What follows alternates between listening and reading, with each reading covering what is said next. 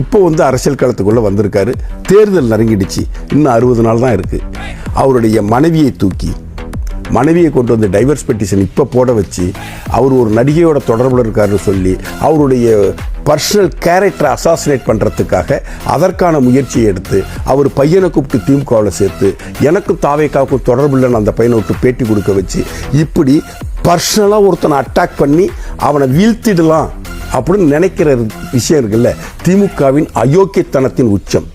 இப்போ எம்ஜிஆரை மலையாளி என்றார்கள், உளறுவாயன் என்றார்கள், காமராஜர் பணமேறி என்றார்கள். நான் ரஷ்யா சென்ற காமராஜர் அவர்களை எருமை தோலை தான் நாங்கள் ஏற்றுமதி பண்ணிக்கிட்டு இருந்தாங்க இந்தியாவிலேருந்து. இப்போ எருமையவே ஏற்றுமதி பண்ணுறோம். நாங்கள் ஒரு திருநங்கையாக அவரை சித்திரம் வரைந்தார்கள்.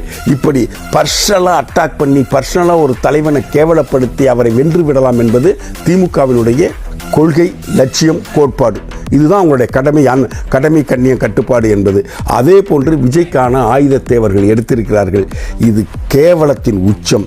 ஒரு விஜய் என்கின்ற நடிகனை கிட்டத்தட்ட 75 ஆண்டுகளாக பாரம்பரியமிக்க ஒரு திராவிட முன்னேற்ற கழகம் ஒரு விஜய் என்ற நடிகனை அரசியல் ரீதியாக அடிப்பதற்கும் உதைப்பதற்கும் அவரை வீழ்த்துவதற்கும் அவருடைய பர்சனல் வாழ்க்கையில் நீங்கள் விளையாடுறீங்களே, நீங்கள் எல்லாம் மனிதர்களா? ஒரு பர்சனல் வாழ்க்கையில் அவனுக்கு 1000 இருக்கும் சார்.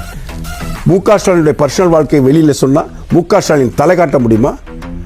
ஒரு நடிகையை கையாள்வதற்காக, ஒரு நடிகையை படுக்கைக்கு அழைப்பதற்காக, அந்த நடிகையை பயமுறுத்துவதற்காக வாழ்டாயில குடிச்சு இன்னைக்கு அந்த நடிகையை உங்கள் கட்டுப்பாட்டில் வைத்திருக்கிறாரே உதயநிதி ஸ்டாலின், அதை பற்றி வெட்ட வெளிச்சமாக பேச முடியுமா? பேசலாமா? பேசுவது சரியாக இருக்குமா? அரசியல் ரீதியாக தனிப்பட்ட விமர்சனம். அரசியல் என்பது அரசியல் களத்தில் நீ என்ன செய்ய போற, நீ ஜெயிச்சா நீ முதலமைச்சரான என்ன பண்ணுவ, பொருளாதாரத்தை எப்படி மேம்படுத்துவ, தொழில்துறையை எப்படி மேம்படுத்துவ, அதுக்கு உன்னுடைய விஷன் என்ன நீ கேள்வி கேளு. உனக்கே அந்த விஷன் கிடையாது. அதனால உன்னை விஜயை பார்த்து அந்த விஷனை கேள்வி கேட்க உனக்கு துப்பு கிடையாது. நீ விஜயை பார்த்து என்ன சொல்ற, நீ நடிகன் விமர்சனம் பண்ணு.